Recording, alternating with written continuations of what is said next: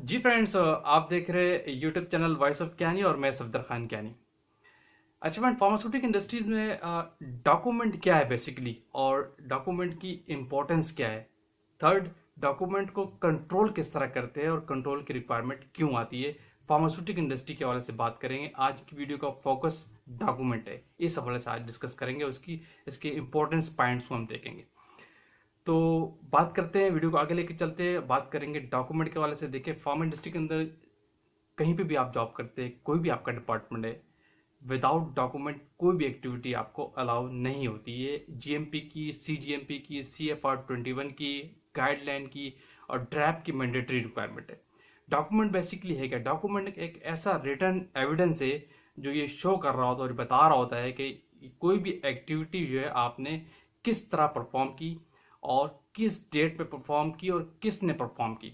और यानी ये प्रूव होता है कि जो काम किया गया किस तरीके से किया गया और किस ऑफिसर ने इसको परफॉर्म किया और किस टाइम पे इसको परफॉर्म किया गया और इसके पीछे बैकग्राउंड क्या था। डॉक्यूमेंट बेसिकली आपको ये बताता है कि रिकॉर्ड होता है। यानी आप अगर एब्सेंस पे भी किसी ऑपरेशन को चलाना हो तो डॉक्यूमेंट एविडेंस दे रहा होता है। आप उस जगह पे हो ना हो, उस जगह को, उस ऑपरेशन को, उस एक्टिविटी को डॉक्यूमेंट जस्टिफाई कर रहा होता है। इसीलिए फार्मा इंडस्ट्री के अंदर डॉक्यूमेंट की बहुत ज़्यादा इंपॉर्टेंस है। कोई एक्टिविटी, कोई ऑपरेशन, छोटे से छोटा ऑपरेशन भी आप विदाउट डॉक्यूमेंट, विदाउट एसओपी आप नहीं कर सकते। फिर डॉक्यूमेंट को बहुत सारी कैटेगरीज में डिवाइड किया जाए, खास करके स्पेशली फार्मा में बहुत सारी कैटेगरीज में डिवाइड होता है। फिर डिफरेंट एरिया का डिफरेंट डॉक्यूमेंट है, टेक्निकल डॉक्यूमेंट इसको हम कहते हैं। आप उसमें फिर आपकी एसओपीज आ जाती है, उसके अंदर फिर एसओपी के अंदर फिर आपकी ऑपरेशनल एसओपीज आती है, आपकी जनरल एसओपीज आ जाती है, आपकी प्रोडक्शन का डॉक्यूमेंट आ जाता है, आपका मैन्युफैक्चरिंग का डॉक्यूमेंट आ जाता है, आपका एस्टेब्लिश्ड स्टडी का डॉक्यूमेंट आ जाता है, आपके ऑडिट के डॉक्यूमेंट आपके पास आ जाते हैं, आपके कंप्लायंस के डॉक्यूमेंट इसी में आ जाते हैं आपके। और डिटेल में जाए तो आपके ईएचएस के डॉक्यूमेंट भी इसे आ जाते हैं, आपके सेफ्टी के डॉक्यूमेंट्स आ जाते हैं, आपकी सेफ्टी डेटा शीट इसी में आ जाती है, आपके केमिकल का, आपके ऑपरेशन का, रिकॉर्ड कीपिंग का सारा डॉक्यूमेंट इसी कैटेगराइज में हो जाता है। यानी डॉक्यूमेंट की, इन सिंपल वर्ड में मैं कहूँगा कि डॉक्यूमेंट की बहुत ज़्यादा इंपॉर्टेंस। लेकिन फार्मा फिर गाइडलाइन आपको ये कहती है कि जो भी आप डॉक्यूमेंट ऑपरेशन काम कर रहे हैं वो आपका कंट्रोल होना चाहिए। फार्मा इंडस्ट्री के अंदर नंबर 1 पॉइंट क्या है कि कोई भी एक्टिविटी आप विदाउट डॉक्यूमेंट नहीं करेंगे, और जो एक्टिविटी डॉक्यूमेंट के तहत करेंगे वो डॉक्यूमेंट भी कंट्रोल होना चाहिए।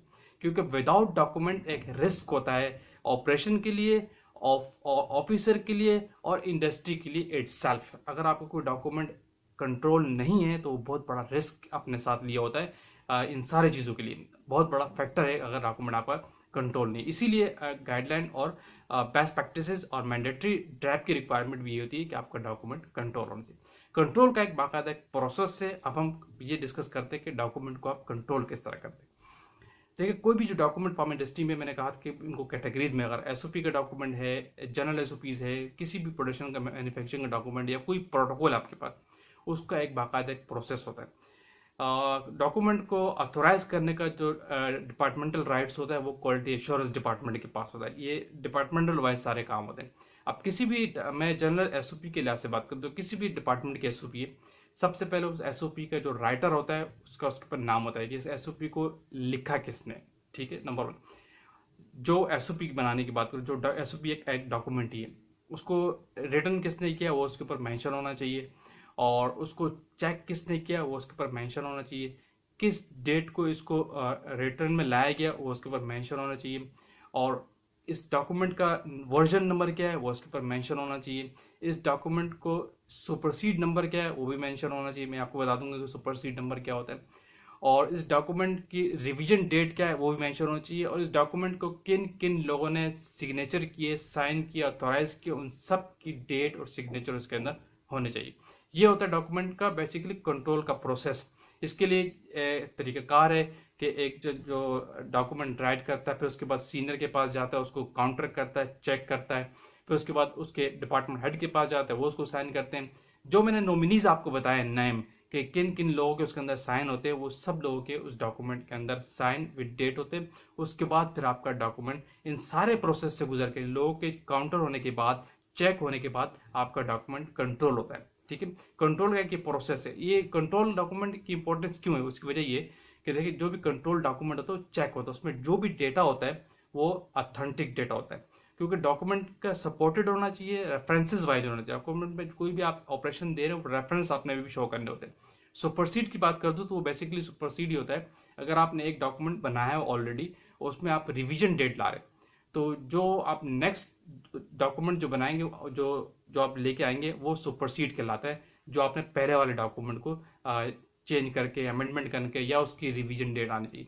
डॉक्यूमेंट की 3 साल की रिवीजन डेट होती है, हर 3 साल बाद अगर आप डॉक्यूमेंट कुछ करें या न करें, डॉक्यूमेंट को आपको रिवाइज करना है। अगर उसमें कोई अमेंडमेंट्स हो गई तो मीनवाइल आप फिर आप रिवाइज करते हैं। इसी डॉक्यूमेंट पे वर्जन नंबर भी होता है, रिवीजन नंबर भी होता है और सुपरसीड नंबर भी होना बहुत जरूरी है, ये लाजमी कंट्रोल का प्रोसेस के लिए।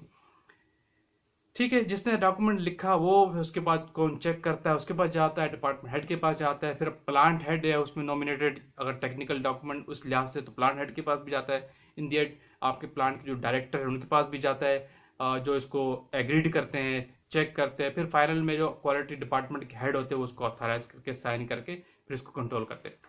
यहाँ तक प्रोसेस हो गया। कंट्रोल के बाद फिर एक स्टैंपिंग होती है डॉक्यूमेंट के ऊपर, याद रखिएगा।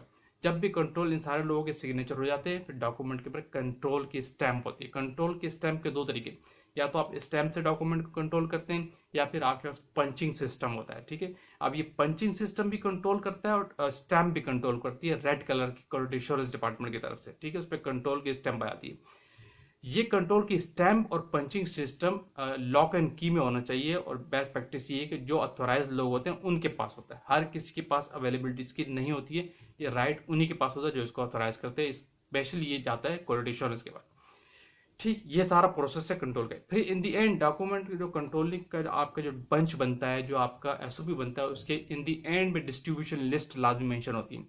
अब डिस्ट्रीब्यूशन लिस्ट क्या होती है, उसमें शो होता है कि इसका रेसिपिएंट कौन है, कौन कौन लोग इसको रिसीव करेंगे, और इसका यूजर कौन है, और किन किन के पास इसकी कॉपी जाएगी, वो सारे लोग वहाँ पे मेंशन होते हैं। फॉर एग्जांपल कोई ऐसी एसओपी ऑपरेशन एचपीएलसी की ऑपरेशनल एसओपी आपने बनाई है क्वालिटी कंट्रोल वाले ने, तो उसकी एक कॉपी जो एचपीएलसी का ऑपरेटर है उसके पास जाती है, फिर एक कॉपी उसके डिपार्टमेंट हेड के पास जाती है, एक कॉपी उसकी क्वालिटी कंट्रोल डिपार्टमेंट के पास जाती है, और क्वालिटी एश्योरेंस का जो हेड है उनके पास कंट्रोल जाता है। कंट्रोल का जो मास्टर कॉपी होती है, जो फाइनल इस पर स्टैंपिंग होती है, वो कॉपी हमेशा क्वालिटी एश्योरेंस के पास रहती है। बाकी कॉपीज जो होती है वो हर डिपार्टमेंट के पास जाती है, और जिस जिस डिपार्टमेंट के पास जाती है, जिस जिसको उसकी रिक्वायरमेंट है, ठीक है, वो वहाँ पे चेक लिस्ट के अंदर आते हैं, डिस्ट्रीब्यूशन लिस्ट के अंदर आते हैं। यानी इस यूजर पॉइंट ने रिसीव की इस कॉपी तो वो आगे सिग्नेचर कर देता है, और अगर क्वालिटी मैनेजर ने रिसीव किया तो वो भी आगे सिग्नेचर करके अपने पास कॉपी रख लेता है, और मास्टर कॉपी जो है वो क्वालिटी एश्योरेंस जाती है। ये एक प्रोसेस है,